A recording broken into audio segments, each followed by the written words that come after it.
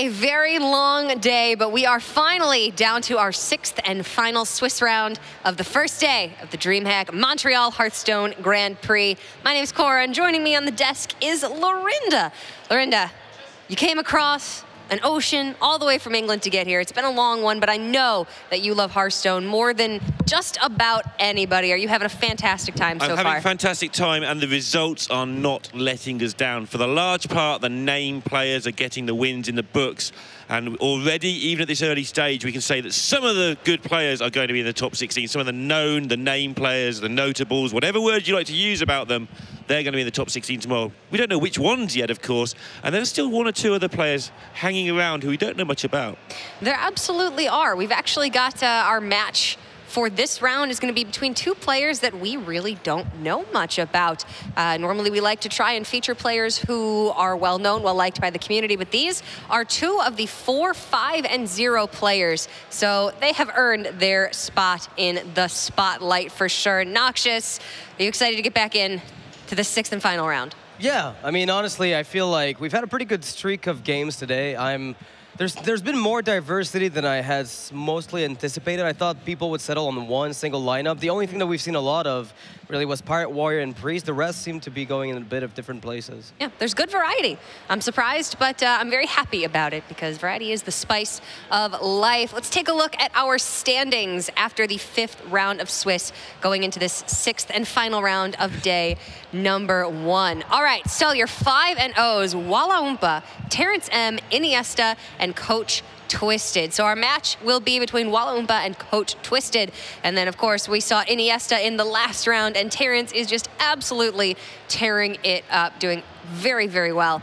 4-1s, we've got Monsantos, Ayan, Muzzy, Sial, Hotmeowth, Future Shock, Gadra, Barty, Insum, Zalay, Teebs, Talion, Kane, Haboob, Luffy, Gulatatir. Many familiar names in there, but also some that I probably mispronounced because I've never seen them before. Yeah. That's exactly right. I was going to say, I feel like a lot of those names, sure, I can recognize them, but a lot of them are clear unknowns, and that's that's kind of the tradition of DreamHack.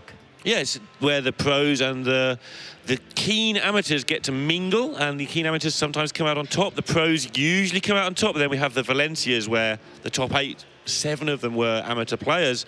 Looking at Luffy on this list, Luffy's a player that every ladder player knows is a very aggressive player, but doesn't get to many tournaments. Yeah, it absolutely is. He is, I believe, a Canadian native, so this is more his home turf, and he's a player who's been around for a very long time. He's a name that I certainly recognize, but I don't think is one that you've seen in many major tournaments. So maybe this could be his breakout. Yeah, he's a name that you recognize from other people's streams. He's the guy that is playing against whoever you're watching a lot of the time. And yeah. I think that we've actually seen more local players than I thought we would. Because usually, you know, when events happen in Montreal specifically, we tend to have people come out from, you know, close by. Yeah. But even more have come out now. I mean, we've had people travel across the ocean, of course, to get into the event for different reasons. But it's good to see that there's actually a very good representation of both local and international players. Yeah, I think we've been spoiled so far by some of the great matches we've had, and especially with this Muzzy Zalay rivalry that's sort of underlying everything else that we've been seeing so far. But Muzzy and Zalay are not the story for this round. It is 2 unknown players, 2 amateurs for all we know, going up against each other with the best possible records thus far, 5 and 0. That is incredibly impressive. I have to ask where the nickname comes from. Walaoumpa seems awfully specific. There's got to be something about this. You know, there are all the sound storms on ladder and the nighty nights, but... Well, a lot of nights. A lot of nights. But I haven't not many seen Walaoumpas. No, definitely not. So I wonder where the nickname comes from. I mean, if he wins it all, maybe we'll get to interview him. That's certainly good motivation for him to, like Dr. Jikaninki, tell us where did his name come from. Explain now. Walaoumpa. Well, it's just a spin on Ula Oompa. It's like, what? We've had that story before. I mean, I'm excited to hear about it. Yeah. So I was, but Noxious just sucked all of the air out of that one. I've just explained it to you. It's too easy. It's too simple. Well, then maybe we already know. Don't you like Oompa Loompas? But then there's also a lot of the popular players, ignoring that, a lot of the popular players are right now actually at 3 and 2. So Well, we've got some really solid 5-0s. There are a lot of really popular players who are fighting for their tournament lives right now. Ray C, Dr. Jikaninki, Cydonia, all 3-2, all with one more loss, going to be out of this tournament. And all in the same bracket, which means a lot of them will bump into each other and just start knocking each other out. Yeah. So that's pretty grim for those guys, but they only got to go 4-0 from this point on. That's smaller than most Open Cups. Then they get into that top 16 and anything can happen. So a lot of those guys should sneak through into, or one or two of those guys should sneak through into the top 16. And it's a fairly small field. Maybe a 6-3 is good enough. Who knows? It is definitely possible with only 4 5-0s. Maybe we will see some 6-3s getting through, but that will have to be determined tomorrow. For now, let's go ahead and take a look at our picks and bans for Walaoumpa and Coachtwisted, 2 of our 4 5-0 players after this grueling first day of Swiss. I've spoken to the man. You have? I have spoken to the man. Did you interview him, Knox? I actually had a very nice conversation. Okay. Now I'm happy. I did not know it was Walaoumpa. We've got some background. This is fantastic. Well, they both banned Druid. Good. And they have then brought Walaoumpa with the first rogue that I have seen all day long. 5-0 with the only rogue. Rogue, Priest, Shaman, and Coachtwisted, Paladin, Priest, Warrior. I literally just wrote Rogue on this without even blinking. Yeah, Rogue, what's that do? I mean, Miracle Rogue is still a very viable deck. I don't think Valera the Hollow was quite as strong as we expected her to be out of Knights of the Frozen Throne, but you can definitely still get some work done with Rogue, and if there's one thing we know about Rogue players, it's that they are passionate about Rogue like no other. Yeah, and something that I don't think people worked out early on with the Rogue is putting that Vanish with the Valera. It's not an instinctive thing to do. Hey, let's play a 6-mana card with Valera that's really good. Doesn't make any sense until you actually see it in action. You actually get the tempo back on your side, the double cast from the rest of the game then take over. Quite an interesting way that it worked out. So Rogue has got chances, but 5-0 with Rogue is insane. It's absolutely incredible. Well, hopefully we'll get to see his Rogue in action. The battle of the unknown 5-0s starts now.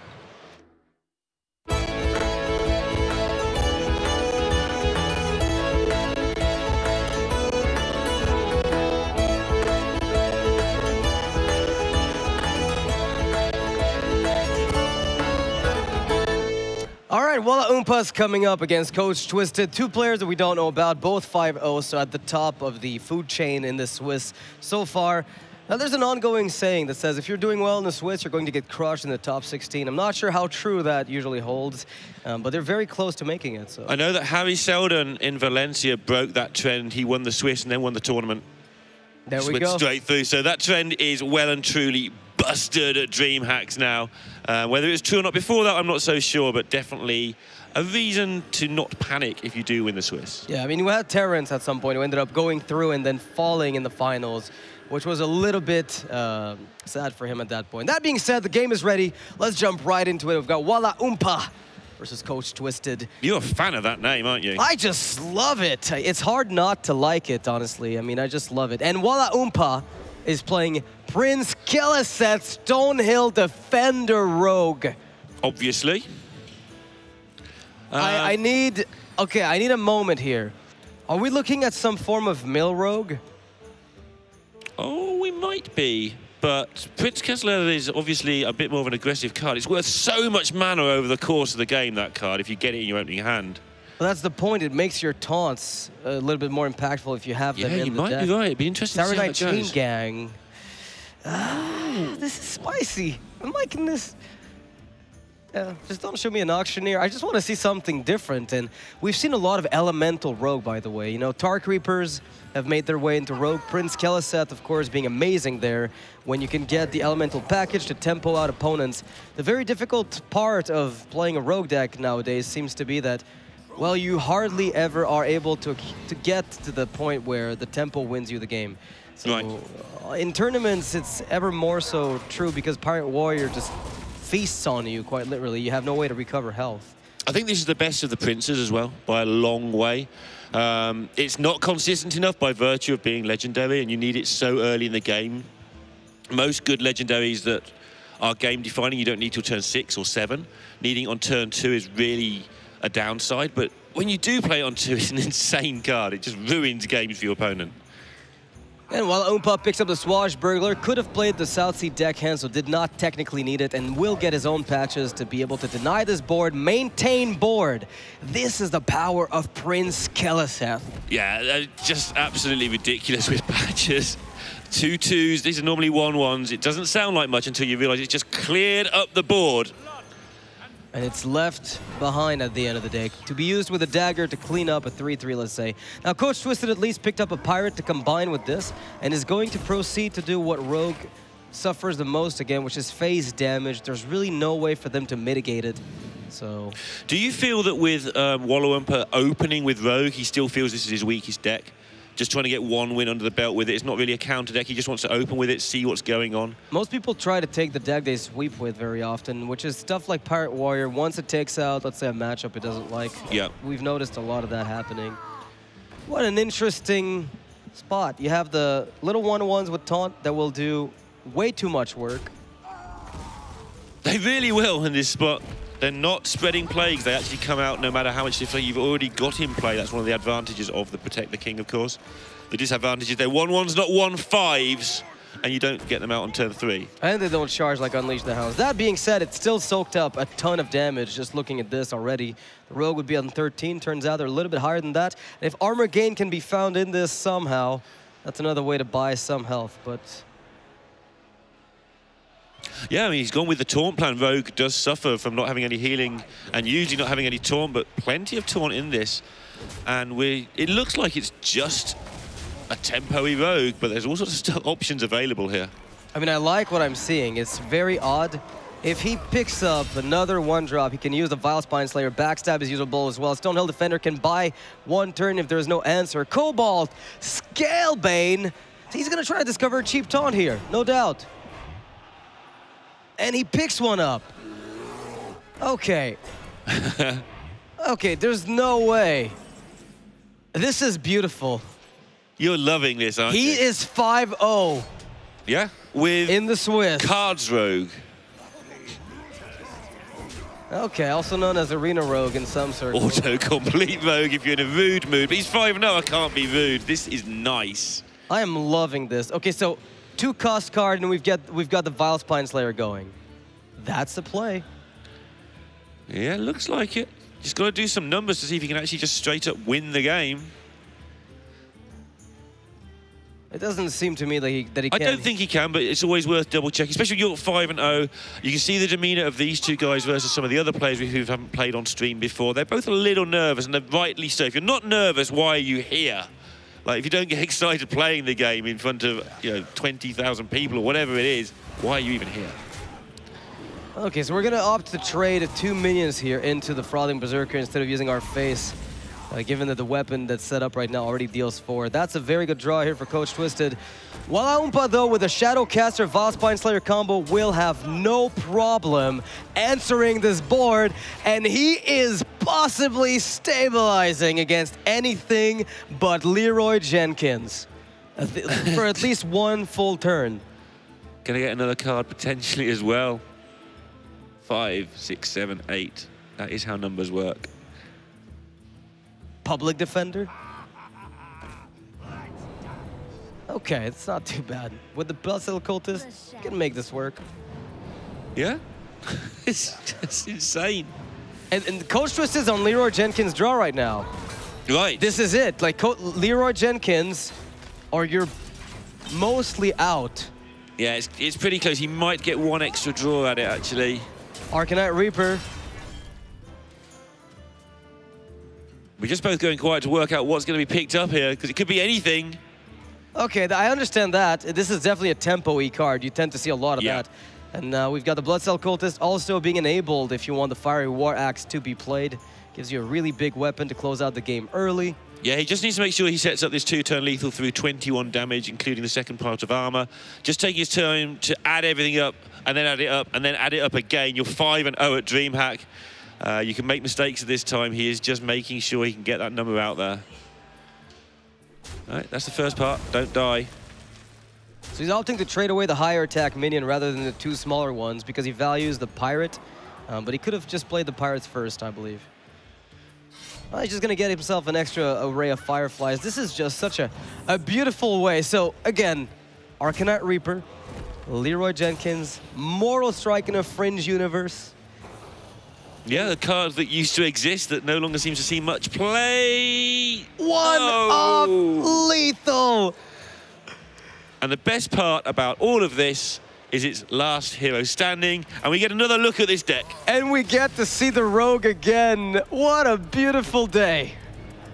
We started off with Tars bringing 3 unusual decks that I heard of. I'm sure this deck exists somewhere. It's one of those that's obviously, sometimes decks appear while I travel across places and I don't get to see them. No. But I haven't seen this deck before. So I've seen Stonehill Defender played in Mill Rogue. Right, By I've seen Keleseth played in some Rogue decks. You know, you want to, mostly it's not even in Mill Rogue they displayed the most, it's in something like Mill Warlock, where it generates a little bit more value for you over the long term since you're in for that. In Mill Rogue, I mean, you oftentimes end up, at least in the older days, you went for Arcano Smith, try to get yourself the 5s to stay alive. Stonehill Defender was just there to keep you healthy in a way that, nowadays, that is since Ungoro, in a way that no other card really could. Scalebane has always been a great card to play in those mid-rangey decks. We saw Shadow Step. Just pause. We saw Shadow Step. It wasn't there. Okay. I saw Shadow Step. That means Leroy might be in there as well. I don't even want to hazard a guess anymore. Keleseth is kind of good in Rogue anyway because you don't have a whole lot of good 2-drops, and also you're quite happy to hero power on 2 if you miss a 2-drop. Right. So that was already a card I have seen sort of drift in and out of some Rogue decks. Keleseth for sure, yeah. I think that's one of the more... I mean, it's fantastic in Zoo, by the way. If you draw it, you just win. You just beat any deck in the whole of Hearthstone if you play Zoo and play Keleseth on 2. The problem is that doesn't happen often enough to make it consistent. Okay, so this is the more aggressive version of Paladin, which also should be good against Rogue. On paper, it's got everything it needs to crush Rogue, but the backstab shows up, and there's a dagger available. This might be another one of these cases where somehow Walaoumpa finds a way to make it through. Cleans up the board before the Murloc War Leader and Cold Light Seer Snowball starts. Yeah, I mean, he hasn't even got a good hand, but he's taken care of a lot of stuff there. And you were saying earlier, we haven't seen many Seers today. This deck's going to be pretty aggressive with them hanging around.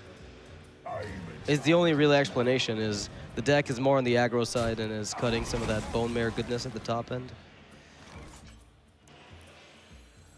Grimscale Chum making this very dangerous, or at least very annoying to deal with.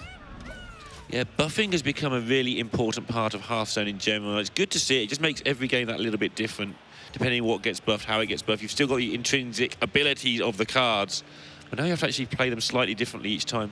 So what's interesting to me here, what comes out really out of this deck from Walaoumpa is the inclusion of hallucination in a tempo rogue. Right. Because I tend to see that more on the side of Miracle Rogue, where they're very spell-based, but the flexibility it seems to allow him here is... I think because you're playing this tempo-based deck, you have to trigger the Vile Spines. You have to get rid of that one taunt minion, that one thing that stops you from getting over the finishing line. And so the hallucination is just another way of making sure that Vile Spine can be triggered on turn 6. Right. That's a really good way to look at it. It's not been used for that so far, but it seems to be in line with what you'd expect out of the Rogue deck. The Shadow Step, the Backstab, I mean, how many of those does he play?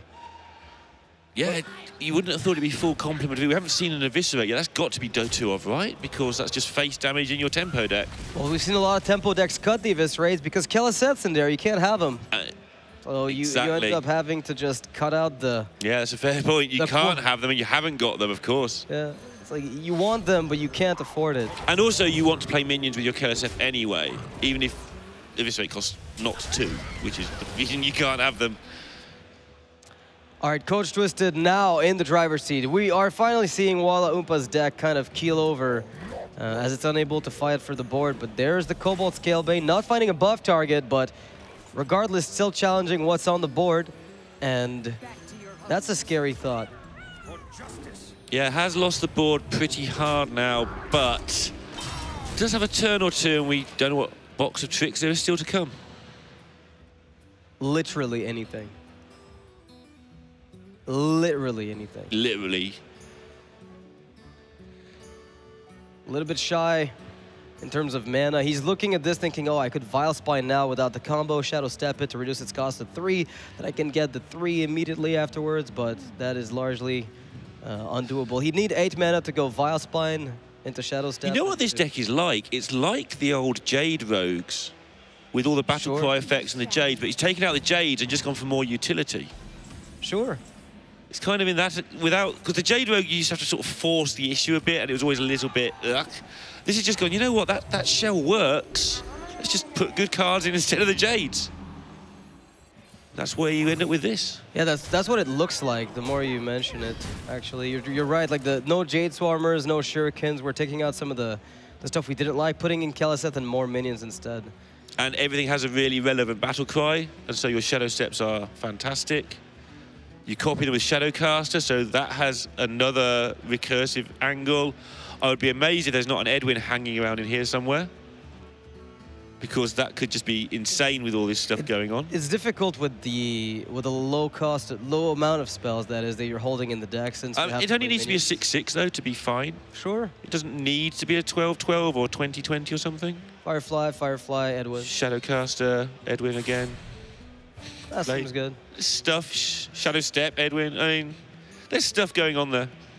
Well, Walaoumpa's got the cards in hand, the card count that is, but no board and no way to recover it really. I mean, the Vile Spine Slayers are looking rather dead right now. Redemption comes up, which gives Coachtwisted even more damage on the board, and another threat of Murloc Warleader. So we might see Walaoumpa just going for the Shadow Step on a Vile Spine right away, unless he just wants to use the 3/4 as a body to challenge what's there, without using the Shadow Step, since it's much more valuable and it's something like Bone Mare, let's say.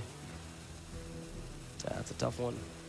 And Coachtwisted, for all the fact that his board looks huge, don't worry about it, ignore what I was about to say, which was there's actually not that much attack on the board. There wasn't actually that much stuff coming in, but it's just all gone nuts. And now, like, very much playing around the Shadow Step and the potential of getting completely blown out by another Vile Spine. Oh, there's the trigger for the Vile Spine Slayer. A little bit late. Little bit late. Or you could say that the Bone Mail on the other side was just in time, because this would have been the beginning of the end the other way had Coachtwisted just had a board full of 1/1s and stuff. And that is going to be the damage needed for Coachtwisted to at least tie up the series. I'm so sad we won't get to see that Rogue again today. But if this is the Rogue, then what is the Shaman? Oh. Maybe that's where the Jades went. Maybe that's where all the... I don't even know anymore. That deck was... Because I know Tempo Rogue and its iterations. I've looked at a lot of Tempo Rogue builds since the advent of Knights of the Frozen Throne, and nothing I've seen quite looks exactly like that. It makes sense, though. Get the curve right, get the bounce right. I can see how that could be a deck. Well, he's 5-0 at DreamHack with it. It's obviously a deck. I wonder if he's playing the Valera the Hollow with Cold Bloods on the South Sea deckhands, because we've had that in the early days as well, where they would go for South Sea, Cold Blood. And the 1-drops do seem important in that deck, so we'll see. But not today. We might well see tomorrow, though, if he gets to enough to get in the top 16.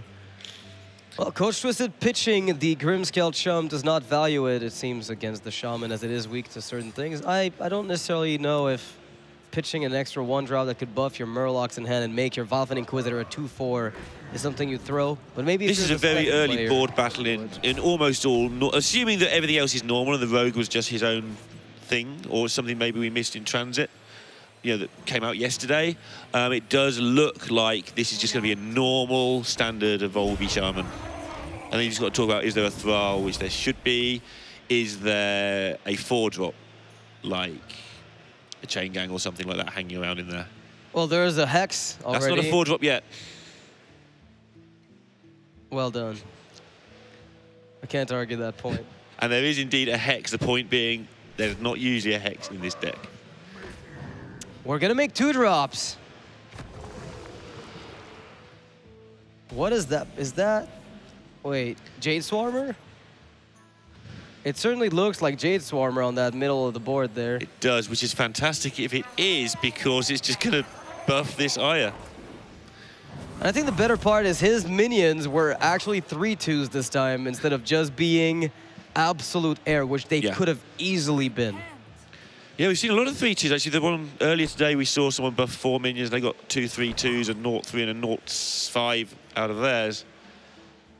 And 2-drops are not fantastic, but you can't resist it sometimes to get, especially when you're fighting against a very low curve paladin. Just turning your 1-1s into 2-2s is actually relevant, even though they're not meant to be that great. Noxious's face right now is one of wonder and disbelief and happiness, all in one. This is so amazing. Like, it may not look like much, but these are not cards you typically see in that deck. Right. I mean, Hex is largely uncommon. I mean, it was phased out in the early days of Evolved Shaman, as it turned out not to provide enough tempo. And it seems as though Walaoumpa just decided, yeah, I guess Hex is really good right now. Yeah, I mean, if somebody decides to nerf a card, you look at it again and go, okay, I'm just going to play that card. Must be good. Hex is underrated, I think, in Shaman in general, joking aside. I think it's always a consideration for any Shaman deck, even an aggressive one, when you look down the list and think, well, this gets rid of their taunts, this gets rid of, well, kind of. This turns their taunts into 0-1 frogs. This gets rid of a lot of stuff. You always have to consider it, even in builds where it doesn't necessarily make traditional sense, and that's what he seems to have done.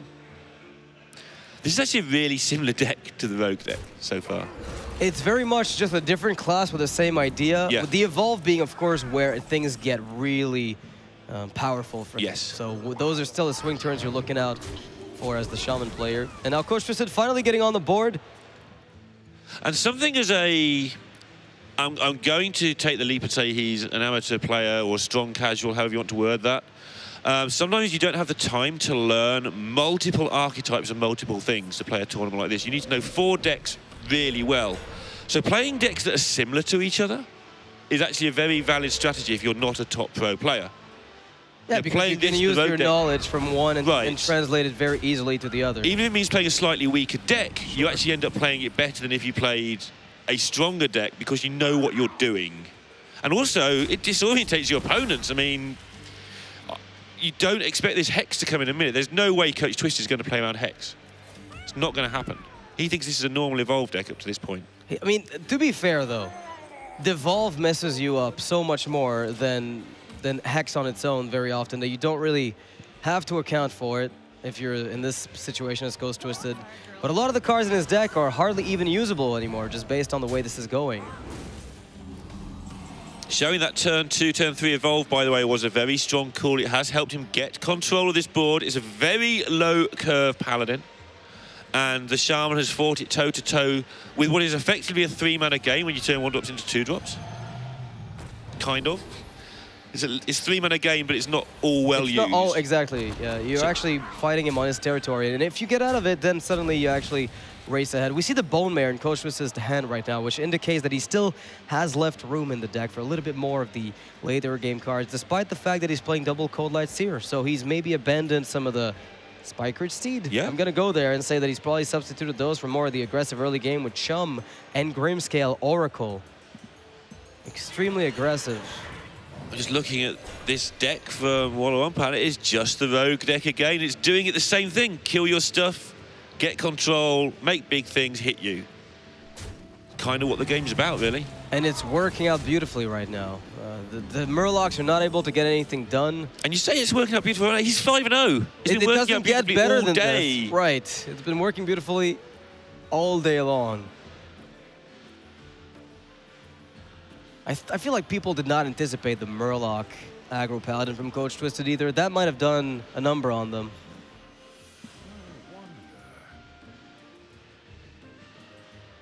Bone Mare seems like the obvious line of play where you get yourself a large 8 health minion.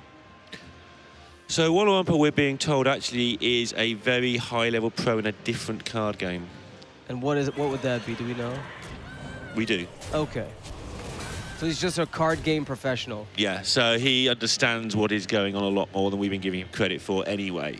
But that's the amazing part, is that he's coming here. He's translated it into another game. Right, but the amazing part to me is that this is a deck, I mean, not specifically this Shaman deck, but these are decks that I've not really been seeing around at all, not on net decking. Like, there's no net decking of that. Like, it's very difficult. So I'm quite liking what I'm seeing. Yeah, he's built a tempo-orientated deck that's yes, exactly. use his skill set very well. It's amazing to see.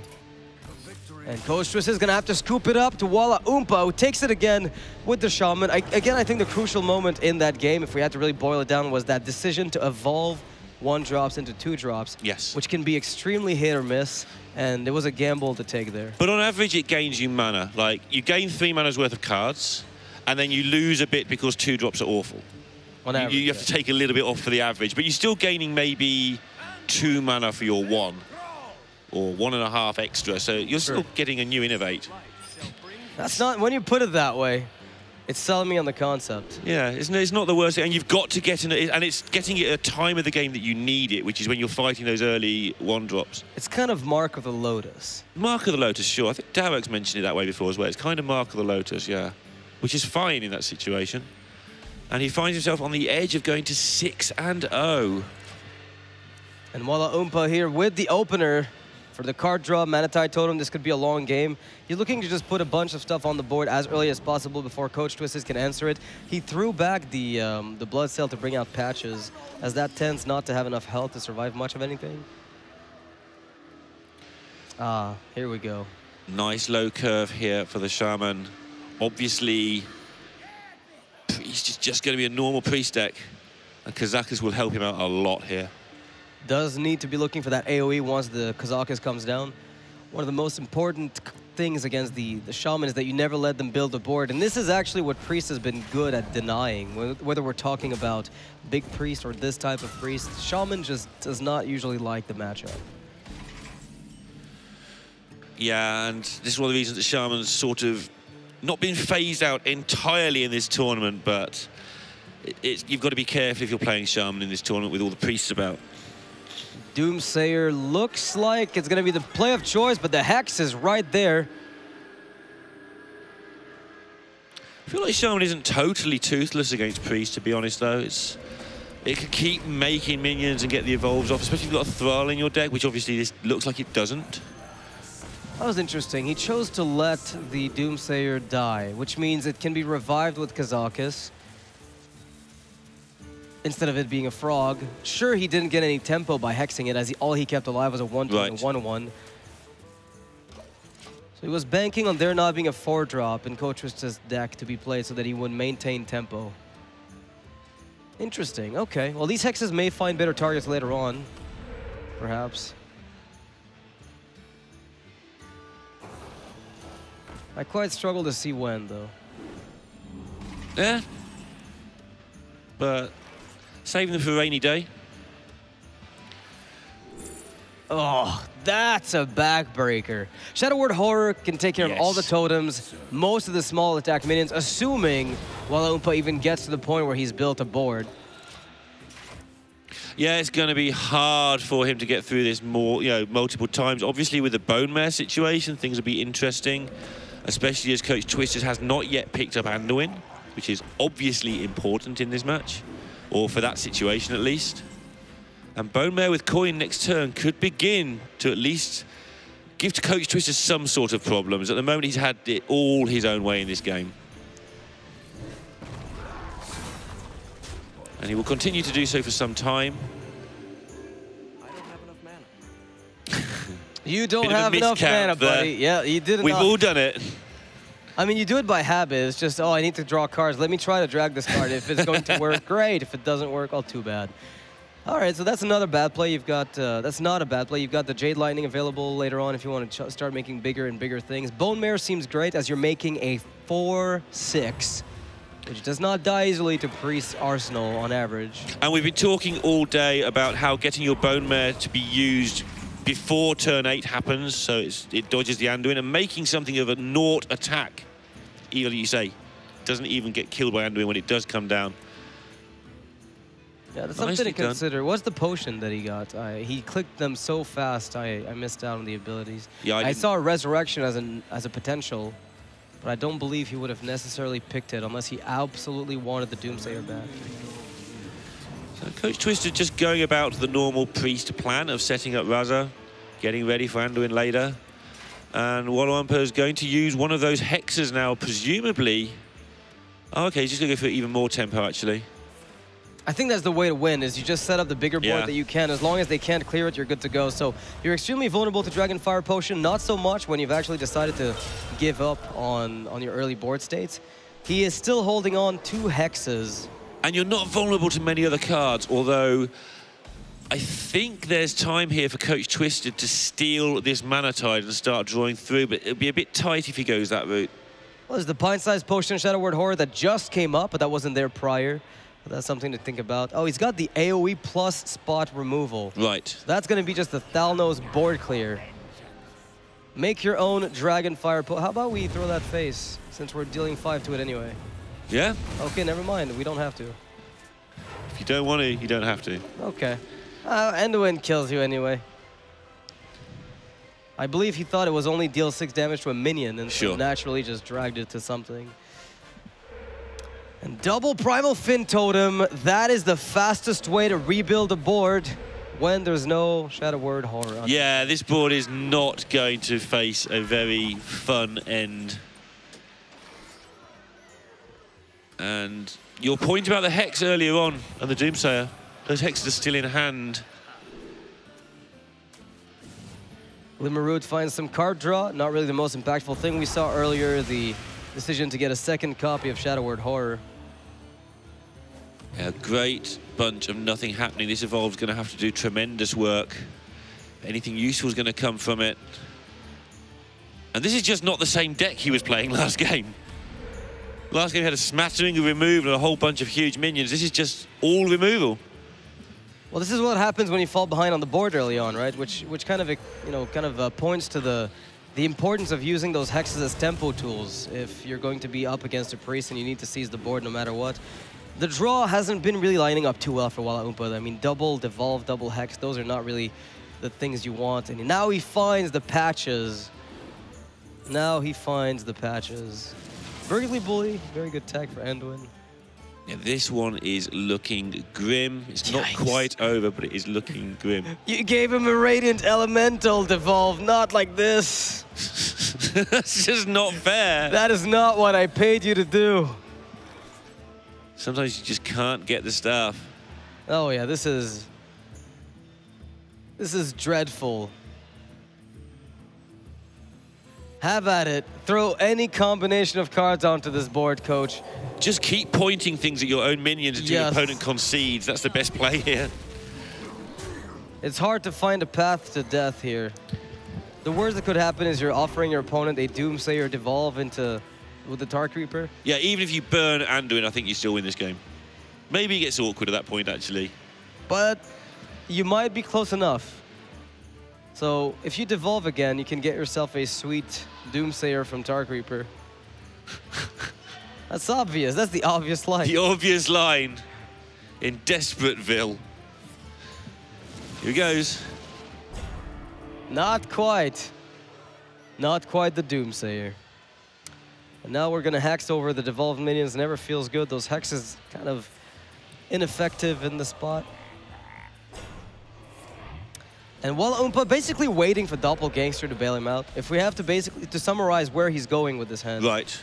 We're waiting for the Doppelgangster to come out so we can evolve that and maybe get some work done on that front. I mean, sure. It's worth trying for. We can see that it actually worked temporarily, but even then, we just know that the Priest deck will draw through all the stuff at some point. I mean, Lyra already is being used right now to get some extra spells with the Radiant Elemental. And yeah, just winning the game is not far away here as well, even without traditional methods. Okay, does not want a Potion of Madness that. Could have used the Shadow Form right now to override the healing on top of that too, to get a zero-cost Shadow Form hit to the face. There's so many lines of play he can take, very few of them lead down to a loss. Yeah, some of his ordering has been a little bit wobbly on these last couple of turns just because all of the play has been, this will do because it's good enough. Sometimes, especially at the end of a long day, if something's good enough, you don't want to ruin your brain. You've got a Priest Mirror to come for Game 5. You're not done. We opened the day with a Priest Mirror, although an unusual one because one was Big Priest thanks to Tars. Looks like we're going to close the day with a Priest Mirror. I think that's a fitting end to the priesty day we've had. It's definitely an end that will make you feel at home, to put it mildly. And the Evolve comes out. Baron Geddon is found. Okay. Can we do anything with that? Trying to work out if that's going to kill him or if it's actually going to clear up enough stuff. I think that just straight up kills him. It does straight up kill him. Thanks to the extra damage found. From actual shadow form, not even from Anduin. And it goes to 2 games all. Looking at the end of day 1, they're both 5 and 0. Winner of this gets a great night's sleep. I mean, even if you're 5 and 1 going to tomorrow, I think you're still feeling pretty good about it. But it's good to leave on a high note when you're done after such a long day. Now both down to Priest specifically. We'll see if Walaoumpa is doing anything fancy in that Priest of his. Yeah, well, so far we've had a Tempo Rogue and a Tempo Evolve Shaman. I think the double hex is meant to be used as Tempo, although maybe he's looking to target certain minions such as, maybe he was targeting Big Priest in a way, that's possible. Maybe he was also targeting something like the Blood Reaver Gul'dan, where you take care of the biggest demons and then suddenly... somebody's drawn the right cards. Well done, Coachtwisted. And Walaoumpa has approximately 7 more turns in which to draw his Anduin, or he's going to be in a lot of trouble. The starting hand's extremely similar on both sides. Yeah. But one of them has the Anduin and the other does not. And also the coin, which actually could enable, this could actually be useful because the tempo gained from the coin is almost useless in this matchup to some degree. And it's just an extra damage spell or an extra turn. You can actually go first on turn 7, get your combo down first. We've also seen quite a few people use the coin on Raza into Elise for the mid-game tempo. If you can force the opponent to use Dragon Fire, sometimes you can chip in an extra 10 damage at that point, which is also amazing. Now, what does Walaoumpa think he is here? He probably thinks he's in front with this hand. So we might actually see him not want to force the issue with the card draws. He may well think that he's got a better than average hand here. That is true. He probably has no idea of the danger he is in. Well, he has an idea that he might be, obviously, but he won't fancy that he's behind. He did see the keep, though. You do see the mulligan, of course, and those cards being kept will be big alarm bells. There aren't too many cards you keep in the matchup, aside from Kazakus, again, Raza the Chain, and Shadow Reaper Anduin, so a lot of those, or cycling cards. Yeah, then Coach Chris has kept some more. Right. So you're getting a little bit scared of what he actually probably has a very good idea. He's behind now we think about that. You pain the Acolyte just to cut down the card draw. You've got your stuff. They're using Shadow Visions extremely early. It seems as though they have something in mind. Both players, both using That's interesting, actually, yeah. Usually Shadow Visions is reserved for the later stages when you've got a little bit more to do with them that you know. Elise packs as well. Yes. Sometimes you can just dig out from that Shadow Visions, which can be very relevant. We saw that with Zalay earlier. Use that Elise pack to enable you to just go through all your stuff with the Anduin and then do it all again by getting 5 more cards. Okay, interesting play here. Just maximizing card draw, keeping the pain for later. We've just received word, ladies and gentlemen, that Muzzy has lost his game and is now 4-2. Oh, he's got a long day in the 3 rounds tomorrow. 4-2 in the Swiss. Doesn't mean he's out, because he can still make it if he just keeps winning. The last we heard was Zalay was 4-1, so he has a chance to get that step ahead. They have matched each other in every single round today. This might be Zalay's chance to finally start to close in on Muzzy.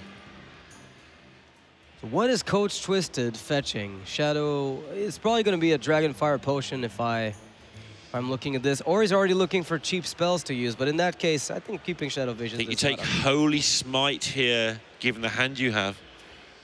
Just to set up the Velen OTK 100 turns from now, but then you wouldn't play it then. I don't know. He just wants to steal this with pint-sized coin Cabal. All right. He seems happy repeatedly drawing cards from it as an engine, so he might as well have it on his side of the board so he can actually have some control over where it goes. And keep drawing cards. That's going to be a double draw for Walaoumpa after this. Using the North Shire to draw as much as he can and then sacrifice it, at least his opponents. Yeah, that's a nice swingy turn. Picks up the Velen, that could be relevant if he does get the Anduin. But that will be relevant if he does get the Anduin, more to the point. That was actually a very good turn for Walaoumpa. It really was.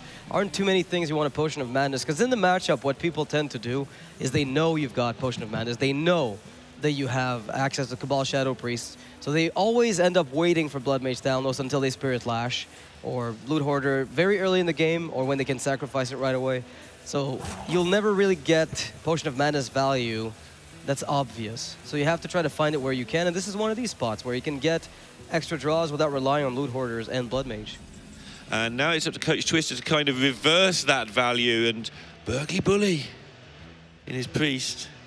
Wants the coins. Gonna be good for those coins, and he's not scared of burning cards because he already has the combo in his hand. So those coins, if he could maybe even tempt Walaoumpa to try and fill it up with coins in a few turns' time. But 2 turns away from playing Anduin. You want to get Raza down so you've got the option of Anduining soon, I think. Just get on with it. This attack coming in for Walaoumpa isn't an attack. It's just pretend cards right now. You do want to deal with the Cleric. So there is an option to just play your own Cabal here and just get rid of that problem. But I'm a big fan of getting Raza down as early as you can, so you then can just relax and focus on the rest of the game. Yeah, I agree.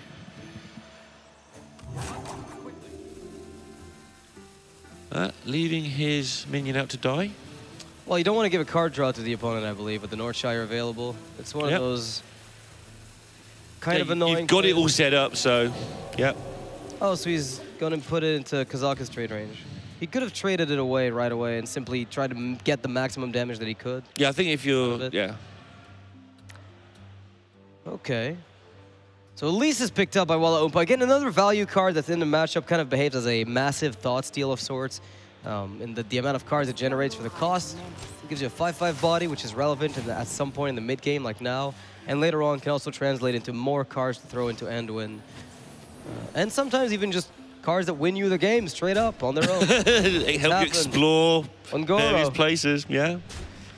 It's definitely a thing that happens. We've seen it with our own eyes. If you didn't see it earlier, just check the VODs out. Now we've got the potential Cabal steal here. You have to be wary of not putting all your eggs into the 5/5 basket, because Anduin could be around the corner, and then that gets a little bit bad. So maybe you just steal the 3/7 and then trade away the Raza. Yeah. Needs to just get rid of this Northshire, then he's in a good spot. I actually thought he'd already got rid of it like 2 turns ago. Well, he could just steal it now and draw. Yeah, that's what I feel. If he wants to draw, which I think is very reasonable. If the Pine Size is kept for Shadow Word Horror later on. Not too many boards you can use it on after this, but there will be decent targets.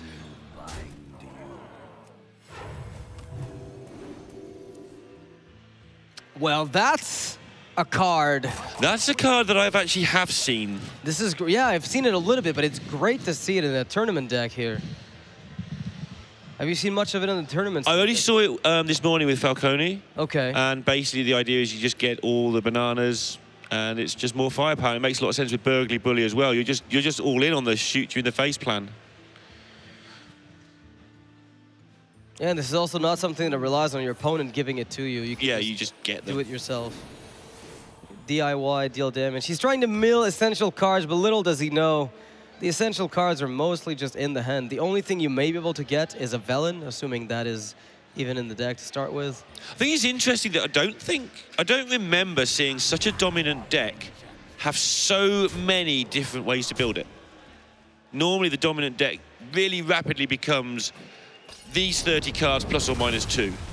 Priest is like plus or minus 6 cards at the moment still. And people are still debating over the best builds. The reason, of course, being that you can just build it to target something specific. So the big question is, what it is, what is it that you're targeting? And you only know that in the context of a very strict metagame, and that is usually found more so on tournament settings than on ladder. So you end up seeing on ladder a lot of well-rounded Kazakhs Priests that are doing okay for themselves, but they're not nearly as good as in tournament settings where they can specialize and suddenly just stomp opposition. Yeah, this one just seems to specialize in like the combo being absurdly useful. Just so many cheap things it can generate. And Walaoumpa, a little smirk, Acknowledging, yep, he had Enduin. All right, here we go then. That's too bad. Well, you could still get yours. It's not over. You've got Lyra as well. And got Velen as well, so can overtake him still if he does get going, but he needs to get going because now Coachtwisted is not only going to start getting a handful of cheap stuff, but he's also going to start populating the board with reasonable threats. Yeah, I'm a big fan of the Doomsayer here, preventing board development. So if the opponent wants to develop, he also needs to clear this up. And if he's already used up the Shadow Word Pain on your Acolyte of Pain, he probably doesn't have anything easy to kill the Doomsayer with. Burgly Bully's actually going to be a nightmare to get rid of in the mirror as well.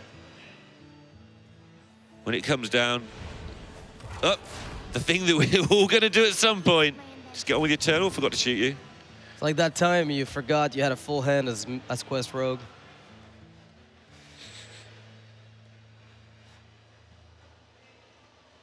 Or the time you burned that Warlock Death Knight, having waited weeks to see what it was. I have never seen anybody do that. No, I don't think anybody would do that. No one would do that. It's way too unforgivable. So we are going to see here the... Okay, no coin. I would have liked to see the coin here as you're losing one banana in the exchange here. Yeah, I think Coachtwisted is... No! Don't coin now! It's too late, fool. Well, that's done. Yeah, one or two mistakes coming into his play over the last couple of games, and it has been, I mean, it's been a long day's play, plus he's 5-0. Yes. He's obviously played fine all day, and he obviously knows what he's doing. Like, the mistakes have all been mechanical. None of them have been outright bad plays. They've just been mechanical errors. Right, slight mistakes, and oh, I didn't count the cards I had, and suddenly I end up losing the extra 2 damage. Walaoumpa still not able to get to that Anduin, and so... But he's safe now. I mean, a lot of the stuff has been, like, a lot of stuff just was played by Coachtwisted, and the damage was allocated to the minion instead of the face, which means that he was counting on keeping that board to compensate for that damage, which of course means he didn't expect the Dragon Fire Potion that you generated out of a Shadow Visions earlier in the game. He's really on board control mode, and what we've seen other players do in this matchup is just ignore that and just start launching stuff at the face all the way through. And I feel that is the first really big tactical error that he's been making, is just shoot all this in the face. You're doing 6 to 8, 10 damage a turn already. He almost can't stop you. And now Coachtwisted, of course, not making the mistake of playing the banana on the 4-6, giving it a way to die with the Shadow Word Death. Also keeping potentially the banana for Lyra, which can also act as an engine to keep the whole train going. With the Radiant Elemental, this is a very cheap spell engine in some cases. Walaoumpa hovering over that Lyra, but don't know what he's trying to get from Lyra right now. Lyra, with your opponent having Burgly Bully on the table, I know it's only going to be 1 coin, but coin's about as good as it gets for Coachtwisted right now. And he picked up the Power Word Shield, so you're giving coins to your opponent. It hurts to do that. It really hurts to do that. Maybe he feels if he can burn a Velen that he still has a chance. Or if he picks up his own Anduin, maybe then the edge goes back in his camp, but it's gonna be a tricky one. Another thing he might be doing here, especially as we know he has experience in other games, is he knows that Coachtwisted is doing this wrong. Sure. If I'm going to keep putting big healthy minions on the board and you're going to keep shooting them, I'm going to let you keep making that mistake. I'll let you keep shooting them and try to clear your board. I don't mind giving you some coins because you're going to keep shooting my minions with them, so it's not so relevant. That's a fair assessment. And if he's good at other card games, which apparently he is, that's the sort of play you make that wins you games you can't win. So just keep putting health on the board, let Coachtwisted shoot down your minions while you're waiting to draw your own Anduin and then smash him in the face with yours. Yeah, I don't necessarily disagree with the board control play. I just think that the board was never threatening enough to warrant all the effort being put into it. But he really wanted to cycle that Mukla for the bananas, right? So he wanted to develop that board. In the meantime, just, ping the Doomsayer because it's there. And the thing is, if you put all the damage to the face and Greater Healing Potion comes up, and you never have been able to chip away enough, then you've also kind of wasted damage in the process. But now he has finally established a board. The rope's just... The rope is ticked again. And that is Shadow Reaper Anduin. Velen in hand as well. So this is closer than it looked a few turns ago. And a lot of damage has been sunk into minions here that wouldn't have really been damaging Coachtwisted too badly. What's the second effect of the potion? Because I see the first one being 10 armor, the second one being 10 armor, but I didn't catch the first effect. I haven't seen it. It's so hard to catch when players pick that because you only see the flick of the mouse motion. Free from Amber cannot... Oh, it's a demon. Summon an 8/8 demon. All right, so he gets an 8/8 demon and 10 armor. Yeah, I think you're dead on the board. If you do this, I believe you're just dead. So it may not be the most appealing line of play in this spot. So heal yourself, Anduin, kill the Radiant Ellie, maybe gets you places. And it looks like he's just going for a potential Sagoth. Or Tarantus. I'm guessing Sagoth. Oh, and the normal meta game! The worst idea in this situation. And the meme begins! You've seen Coachtwisted has been struggling, he's been panicking a bit. Make him do his turns in 15 seconds, I love it. I mean, Lyra triggers, it's so slow! Oh my goodness, what to do? I know, I just suicide all my minions. What is going on? I don't even know, I just healed Nosdormu. I panicked and I butchered this! Oh no! Oh no! Wow, to is apparently human. Oh, what my a goodness. disaster! And Walaoumpa has played this game really cagily because he's been in a bad position the whole game, and he's just used psychology to give himself a chance of winning this game. Well, speaking of trying to win the game in unconventional ways, he's going to have to find a way to do it because right now he's on the ropes still. Yeah. He made the meme play. It worked. His opponent was caught off guard and started playing spells, just empty them and get Lyra to stop triggering because it was too slow. And despite all that, yeah, he's still... finds himself ahead. So this 8/8 demon is going to have to pull in some sick work. I want to see Walaoumpa again tomorrow at some point. We've got that crazy rogue deck. We've got several plays in this game that have been at least really good, even though he's never had a chance so far. And the Shaman deck game is interesting. I want to see this guy get to top 16. I want to see him play it. Gotta start with that ping. You start with the ping, and then we're talking about maybe mind visioning. Don't forget the ping. And he forgot the ping. Coachtwisted is doing a good job of looking like he's not cracking up here because his brain is all over the place. He's obviously like, it's been a long day, he's obviously tired, and you don't go to 5-0 by playing like this all day. He's just struggling to order things right now. I believe there might have been a world where there was nearly a lethal with the inner fire, right? Because you're looking at the amount of damage that he's got. He's got 8 on board and plenty of spells and a Lyra to keep this going. So he just wants to get rid of those demons to make sure that nothing goes too wrong. Talking of demons, he'll have a few if he loses this game. He'll have a few under the bed tonight. Plays Mass Dispel, tries to cycle, has Purify. Not so useful. Purifies the bully because he doesn't want coins anymore. Now pings the face. Twilight Drake was in the deck. That's an interesting addition. Don't think I've seen much of that. Pint-sized potion off the draw. Could change the tide of this game! Will you stop doing that? Oh my god! 3 times out of about 5 calls. Are you kidding me? No way! This isn't happening. This is happening, Nox. It is happening. Why am I so excited? I know, you're not changing, are you? You're still Nox. Okay. Okay, good. This is great. And Walaoumpa's put another 6 health on the board for Coachtwisted to take it out on. Coachtwisted has done about approximately 946 damage this game, and Walaoumpa is still on 24. Did he heal for 922? No, that's how much health he's killed of minions. All right, Spirit Lash comes out, gives him the final kill on the minions. I like the way you got the actual number right there, by the way. You bothered to subtract my random number from the actual number. I do what I do. And it looks like this may be step 1 in a much-needed recovery process. Tarantus is showing up to the party! No. No. It can happen. It can actually happen. Okay, we have to calm down here. Why? This is great. I don't want to calm down. I'm enjoying it. Where's Anduin? No.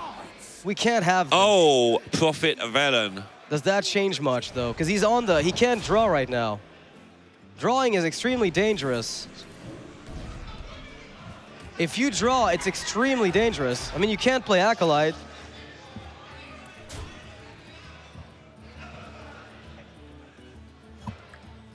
So he's got the polymorphy effect, which probably isn't worth very much. Funny enough, this little 2-1 actually delays fatigue. Well, this must have been the weakest possible turn available to him. This has to have been the weakest possible turn available. All right, so Walaoumpa is going to take his full time here, realizing that he might actually be in the box seat in this particular game of Hearthstone from absolutely nowhere, and he has manufactured it by preying on the fact that Coachtwisted is either tired or nervous or something, and he has played into all the weaknesses that Coachtwisted has had in this game. This is literally mind games. I don't think I've ever seen a game of Hearthstone be so much about psychology. Right. Because he just kept making minions because he saw that Coachtwisted was not going to hit him in the face. Let your opponent keep... Like you say, not every single one of those was a mistake, but at some point it became a mistake to keep killing those minions. And he just kept putting them down, saying, OK, I'm going to give myself healing every turn by putting a minion on the board. Now he got a Lyra of his own, so he can keep generating cards, but he's in fatigue, and this is where things get a little bit hairy. And Walaoumpa is going to have to pull the trigger on his own aggression here, I think. With greater healing potion, I'd start considering getting that end win out. Your opponent's in fatigue way ahead of you. You can close this a lot faster than he can on paper. Yeah, and maybe a Torontus and you just... One thing Walaoumpa needs to work out now is what his win condition is. Can he run Coachtwisted out of stuff? Or does he just start hitting his opponent in the face for 20 in a turn? I think Torontus is a good step. It does look like a good step. Your opponent's shown he couldn't kill you last turn. Why should he be able to kill you this turn? Plus, he's also shown a willingness to just keep hitting your minions. And a 12-12 is actually something you need to kill. Well, on that note, then, maybe you just keep playing cards that he'll kill. Yeah. So you don't actually... Although you've sort of backed him into the corner now. I agree. You've backed him into the corner where he's got to stop killing minions. And that's a surprise. Coachtwisted is now facing down the biggest and most difficult to kill 10-drop. Luckily for him, he had exactly the right answer with that polymorphy. And Walaoumpa's aware that he's made that mistake now as well. He's played this game really well, but that, from his point of view, and he realised it straight away, was actually a bit of a misplay, but not a huge one.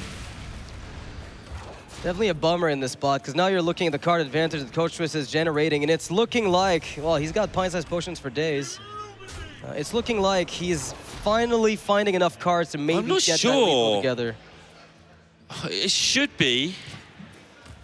Walaoumpa has to heal himself. He has to start the healing process. Like, I mean, he's got the potion. He can get end win for the armor right now if he wants to. I mean, just, you can't wait too long. These cheap cards in the hand of Coachtwisted should just win this game next turn. There's no Radiant Elemental, but, I mean, they're hitting for a lot. I mean, yeah, 1-1, 0. No targets, I guess. That is going to be the Radiant Elemental with the ping to kill the Lyra. At 23 damage, so Vela in total, so that's 6, 10. And then we've got 14, 18. I think we have 20, I'm not sure. With the silence, actually we have 22. I believe we're 1 off, are we? Not a mathematician, but it looks like 1 off. What's actually the left-hand card? Pint-sized potion. If it were Holy Smite, I think he'd be doing it. Either way, play Velen. Just jam Velen. Isn't that just it? It might be. I am lost. Not all who wander are lost, 8, but I am 12, lost. 16, 20, 22. 22 is what I count. I counted 1 off lethal. You are not doing this. Coach, don't do this to me. Man, you don't know my heart. I can't take it anymore. No, please do not. No, that is clearly not okay. Walaoumpa, just heal yourself and call it a day, man. Yeah. Ping first, though. Ping first, man. Don't. Oh. Wow.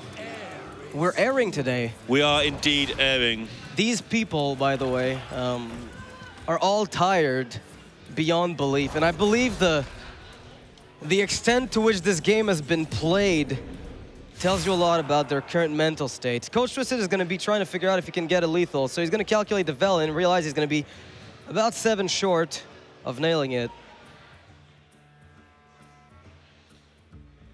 Start with the ping. He can kill the 8-8. That is definitely a first thing. Because if he doesn't, he's thinking he's just dead.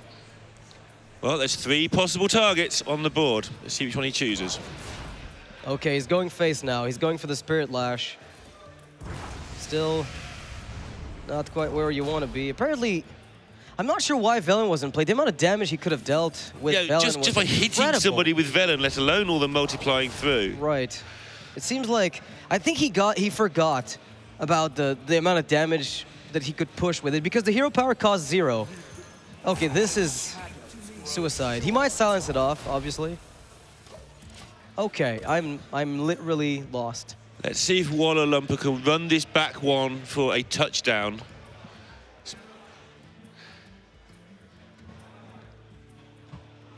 And put Coachtwisted maybe out of his misery at this point. I feel this is actually an opportunity to ping that Acolyte twice. Okay. You probably ought to, but he's not going to, because he's a nice person. But I would have done it. I'm a lesser human being. He's going to ping it twice with the Spirit Lash. And simply take his opponent down, as he should. Walaoumpa has found a way to take control of that game and win it.